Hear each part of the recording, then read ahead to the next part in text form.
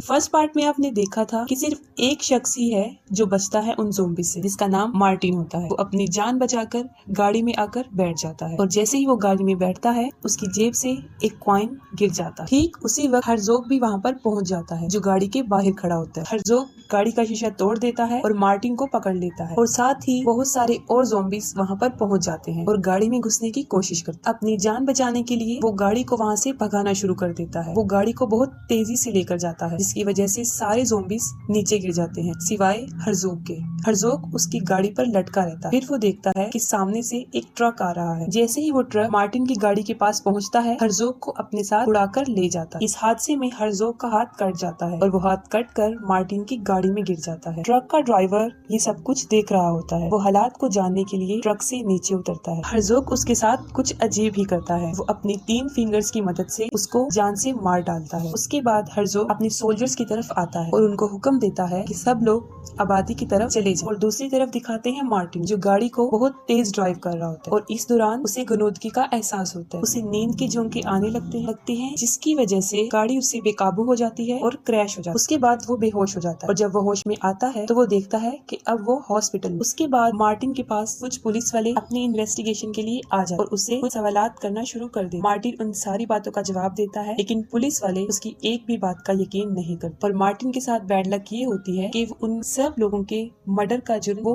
Martin पर डाल देते और सारा इल्जाम मार्टिन पर आ जाता है। उसके बाद जिस डॉक्टर ने उसका ऑपरेशन किया था उसके पास आता है और कहता है कि मैं तुम्हें एक गुड न्यूज सुनाता हूँ। वो ये है कि तुम्हारा हाथ कट चुका था लेकिन खुशकिस्मती ये थी कि वो हमें तुम्हारी गाड़ी में मिल गए जिसको हमने तुम्हारे बाजू के साथ जोड़ दिया है। ये सुनकर मार्टिन अपने हाथ की तरफ देखता तब उसे पता चलता है कि वो उसका हाथ नहीं है बल्कि वो हर्ज़ोग का हाथ। ये देखकर वो उन डॉक्टर्स को बताता है कि ये उसका हाथ नहीं है और जैसे ही ये बात वो कर रहा होता है उसका हाथ कंट्रोल से बाहर हो जाता है और साथ ही वो उन डॉक्टर्स पर हमला कर देता है और काफी डॉक्टर्स को जख्मी कर देता है। इसके बाद वो बड़ी मुश्किल से मार्टिन को पकड़ते हैं और उसको बेहोशी वाला इंजेक्शन लगा देते हैं और साथ ही हर्ज़ोग और उसकी टीम जो कि पॉपुलेशन में दाखिल हो गए थे वो एक घर में दाखिल होते हैं और वहाँ पर रहने वालों को मार देते हैं क्योंकि हर्ज़ोग का हाथ भी कटा होता है और वो अपने नॉजिस ज़ॉम्बी डॉक्टर से अपने हाथ का ऑपरेट करवाता है और अपने हाथ को जुड़वाता है और वो हाथ मार्टिन का होता है जो कि कट के वहाँ बर्फ में गिर गया था जो अब इन लोगों को मिला था और वो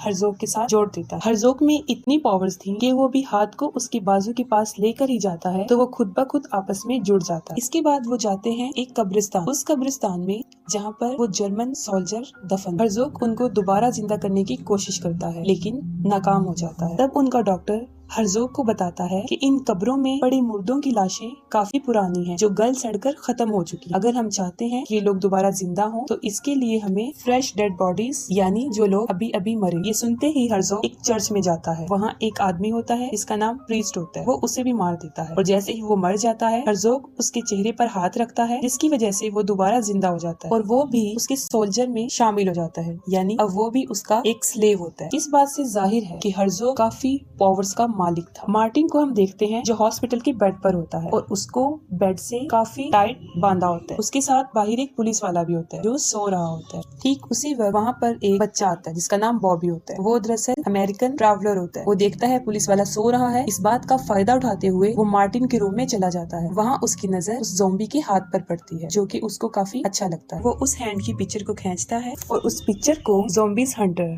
जिन्हें ज़ॉम्बी स्क्वाड भी कहा जाता है यानी जो ज़ॉम्बीज का शिकार करते हैं उनको सेंड कर देता है। उन ज़ॉम्बी स्क्वाड का ताल्लुक अमेरिका से था जिनका प्रोफेशन ही ज़ॉम्बीज का शिकार करना था। मार्टिन उस बच्चे को किसी किस्म का लालच देता है, उसे बांधा होता है और वो उससे आजाद हो जाता है। वो बाहर आकर देखता है कि पुलिस वाला है इसलिए वो वहाँ से भाग नहीं सकता। उसके बाद हर्ज़ोग का हाथ एक अजीब काम करता है। उस बच्चे बॉबी को उठाकर विंडो से बाहर फेंक देता है। ये देखकर मार्टिन भी उसके पीछे जाता है और बच्चे को जाकर देखता है लेकिन बच्चा बेहोश होता है। वो उसे होश में लाने की कोशिश करता है। वो उसकी चेस्ट को प्रेस करता है लेकिन वो इतना ज्यादा प्रेस करता है कि उसकी सारी चेस्ट क्रैश हो जाती है और हड्डियां टूट जाती हैं। ये सब कुछ उस हाथ की वजह से हुआ था क्योंकि वो काफी पावरफुल था। ये सब कुछ वो पुलिस वाला उस खिड़की से देख रहा होता है और उसका शक यकीन में बदल जाता है कि बॉबी को मार्टिन ने मारा। उसका अंदाजा सही भी था। मार्टिन वहाँ से भाग जाता है और पुलिस वाला भी उसके पीछे पीछे भाग जाता है लेकिन उसके हाथ ने यहाँ पर एक और उल्टा काम कर दिया था। वो ये था कि वहाँ पर काफी सारी गाड़ियाँ खड़ी हुई थी। मार्टिन एक मर्सिडीज के पास जाता है। वो एक गाड़ी का लोगो टाइप उतारता है और उस पुलिस वाले की तरफ फेंकता है और वो लोगो टाइप पुलिस वाले के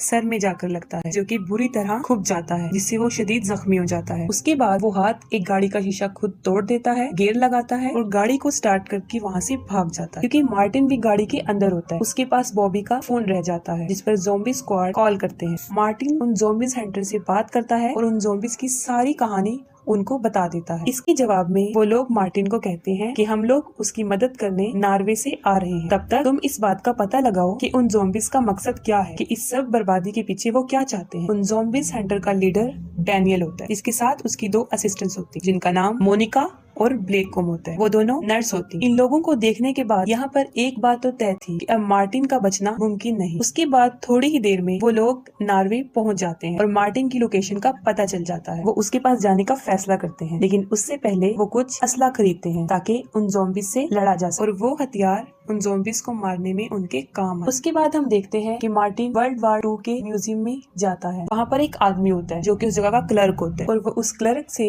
हर्ज़ोग के बारे में पूछता है। मार्टिन काफी देर उससे पूछता रहता है, लेकिन वो क्लर्क उसे कोई जवाब नहीं देता। जब वो प्यार से नहीं मानता तो मार्टिन अपने हाथ की मदद लेता। उसके बाद वो क्लर्क हर्ज़ोग के बारे में बताने पर राजी हो जाता है। वो सबसे पहले हर्ज़ोग की हिस्ट्री सुनाता है। उस हिस्ट्री को सुनने के बाद उसको पता चलता है कि हिटलर, जो कि उन ज़ॉम्बीज का सरदार था, उसने हर्ज़ोग को एक टास्क दिया था। उस टास्क में उसने एक गाँव को खत्म करना था, जिसका नाम टेलविक होता है। लेकिन वो लोग टेलविक में जाते उससे पहले ही ऑक्सफोर्ड के लोगों ने उनको मार डाला। इस बात से मार्टिन अंदाजा लगाता है कि ये सब कुछ वो अपने ऑर्डर को, जो उन्हें हिटलर की तरफ से मिला था, उसे पूरा करने जाते हैं। उसके पास एक मैप पड़ा होता है, जिससे उसे ये पता चलता है कि वो गांव जिसका उन्हें ऑर्डर दिया गया था, ये म्यूजियम बिल्कुल उसके दरमियान में आता। वो अभी मैप को देख रहा होता है कि उसे बाहर से कुछ लोगों के चीखने चिल्लाने की आवाजें आना शुरू हो जाती है। वो बाहर जाकर देखता है तो वहाँ पर हर्ज़ोग होता है, जो अपनी पूरी टीम के साथ वहाँ पर पहुँच जाता है, और वो अपने साथ कुछ टैंक्स भी लेकर आता है। वो लोग वहाँ पर मौजूद लोगों को मारकर अपने साथ शामिल कर रहे थे। वो एक आदमी को पकड़ते हैं, उसकी सारी पसलियाँ बाहर निकाल देते हैं। हर्ज़ोग उस म्यूजियम में दाखिल हो जाता है और मार्टिन और वहाँ का क्लर्क अपनी जान बचाने के लिए अपना सामान उठाकर वहाँ से भागते हैं और उस म्यूजियम में ही छुप जाते हैं। अपनी जान बचाने के लिए वो वहाँ पर एक डमी बनकर खड़े हो जाते हैं। हर्ज़ोग की नजर उसी मैप पर पड़ती है, को उठाता है, उस मैप को लेता है और वहाँ से चला जाता है। उसके बाद मार्टिन भी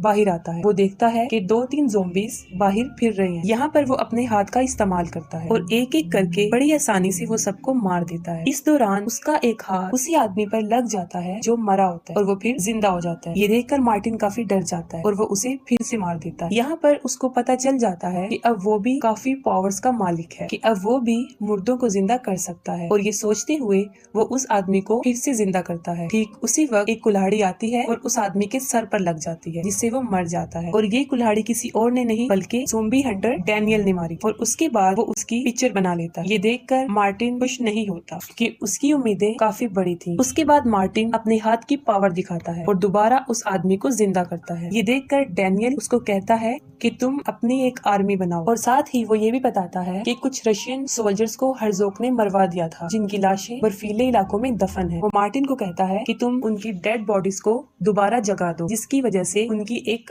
आर्मी बन जाए और फिर हम भी हर्ज़ोग से बदला ले सकते। मार्टिन इसके लिए राजी हो जाता है। इसके बाद वो अपने मिशन यानी उन डेड बॉडीज को जिंदा करने के लिए चल पड़ते हैं, और साथ ही मोनिका, ब्लैक और ग्लेन को वो हर्ज़ोग के लिए छोड़ जाते हैं कि वो उसका पहरा देंगे। वो लोग हर्ज़ोग का टाइम बटाएंगे ताकि उन लोगों को अपने मिशन पूरा करने में मजीद वक्त मिल सके। हर्ज़ोग अपने टैंक लेकर आगे आगे बढ़ रहा था और उसके सोल्जर उस पॉपुलेशन में लोगों को मार रहे थे और अपने साथ शामिल कर रहे थे। मोनिका और ब्लेक को एक आइडिया आता है। वो कहती है कि हम दोनों में से उन ज़ॉम्बीज में से एक को यहाँ पर लेकर आएगा, जिसके पीछे बाकी सारे ज़ॉम्बीज भी आ जाएंगे, और दूसरे का काम होगा उन सब ज़ॉम्बीज को बम से उड़ा देना। लेकिन इसके लिए हमें वही शख्स दरकार होगा जो इस जगह को जानता हो, यानी ये काम हमारे लिए रिस्की है, इसलिए हमें ऐसे शख्स की जरूरत। और वो कोई और नहीं बल्कि वो ग्लेन था। वो उन ज़ॉम्बीज के पास चला जाता है और उन्हें अपने पीछे लगाने की कोशिश करता है, लेकिन हर्ज़ोग अपने सोल्जर्स को उसके पीछे जाने से मना कर देता है। लेकिन फिर भी किसी न किसी तरह वो उनको अपने पीछे ले आता है, और मोनिका और ग्लेन अपने प्लान के मुताबिक उनको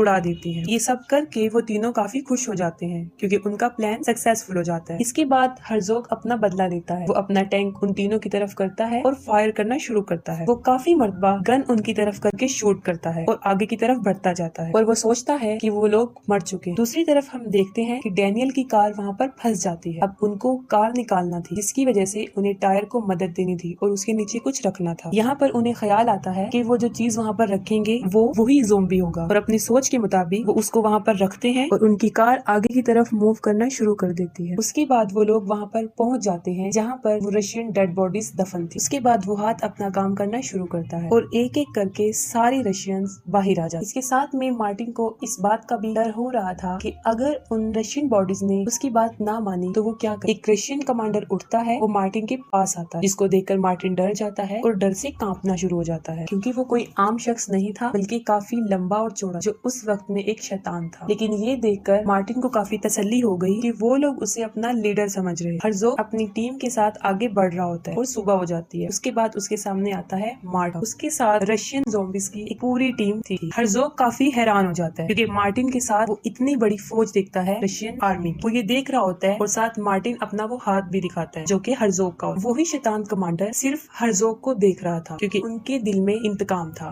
वो उससे बदला लेना चाहते थे। दोनों आर्मी मुकाबले के लिए एक दूसरे की तरफ बढ़ती है, जबकि वो कमांडर सिर्फ हर्ज़ोग की तरफ बढ़ता है। इस दौरान उसके रास्ते में बहुत सी ज़ॉम्बी सोल्जर आए और उसने उन सबको मार दी। ये सब लड़ाई देखते हुए पुलिस वाले वहाँ पर पहुँच जाते और साथ ही वो देखते हैं कि बिल्कुल सामने एक बहुत बड़ा टैंक आ रहा है जो उनकी गाड़ी की तरफ बढ़ रहा है और देखते ही देखते वो टैंक उनकी गाड़ी को कुचल देता है। जैसे ही वो टैंक उनकी गाड़ी पर चढ़ता है वो लोग फौरन गाड़ी से बाहर आ जाते और उनकी जान बच जाती है और सब लोग एक घर में जाते हैं और वहाँ जाके खुद को छुपा ले। उसके बाद मार्टिन डैनियल को ऑर्डर देता है कि वो जाए और उन टैंक्स को काबू करे। उसके बाद दोनों सोल्जर्स की आपस में जंग छिड़ जाती है। ठीक उसी वक्त में मोनिका, ब्लैक और ग्लेन भी वहाँ पर पहुँच जाते हैं। मार्टिन की टीम काफी स्ट्रॉन्ग थी, यही वजह है कि उन नॉजिस ज़ॉम्बीज़ की टीम को मारते जा रहे थे, हार रहे। फिर वो लोग सोचते हैं कि अब हमें हर्ज़ोग को मार देना चाहिए क्योंकि हर्ज़ोग ही है वो जिसकी वजह से वो सारे ज़ॉम्बी जिंदा थे। अगर वो मर गया तो उसकी सारी फौज भी खत्म हो जाएगी। ये सोचते हुए मार्टिन हर्ज़ोग को मारने के लिए उसकी तरफ बढ़ता है। इस लड़ाई में हर्ज़ोग मार्टिन को काफी मारता है लेकिन मार्टिन भी कम नहीं और इसके साथ ही डॉक्टर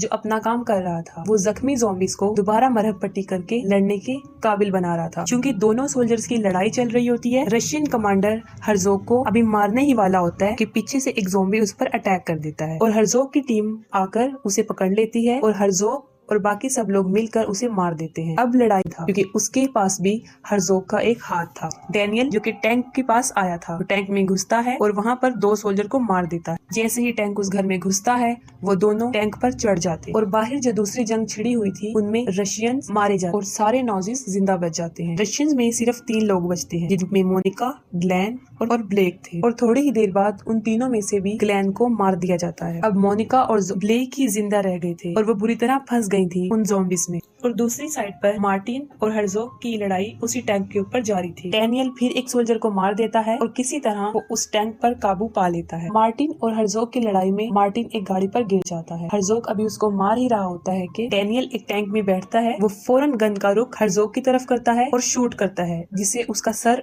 उड़ जाता है और उसके बाद हर्ज़ोग मर जाता है। और जैसे ही हर्ज़ोग मरता है उसकी सारी आर्मी उसी वक्त उसके साथ मर जाते हैं और उनके दरमियान में मोनिका और ब्लेक जो कि फंसी हुई थी वो बच जाती हैं और वो लोग अपनी फतह को महसूस करते और उसकी सेलिब्रेशन करते हैं। उनका मिशन पूरा हो जाता है और ज़ॉम्बी सेंटर वहाँ से चले जाते हैं। उसके बाद मार्टिन वहाँ पे एक गाड़ी में बैठता है और वहाँ से चला जाता है। उसके बाद वो एक कब्रिस्तान में जाता है और वहाँ पर वो एक कब्र पर जाता है जो कि हैना की होती है। वो कब्र को खोदता है और हैना की डेड बॉडी को बाहर निकाल देता है। वो उसको जिंदा करने के लिए ये करता है। जैसे ही वो अपना हाथ हैना के ऊपर रखता है वो जिंदा हो जाती है और वो लोग फिर एक साथ रहने लगते हैं। उसके बाद नॉजिस डॉक्टर को हर्ज़ोग का सर मिलता है और वो सर अभी तक जिंदा होता है। उसके बाद इस मूवी का एंड हो जाता है।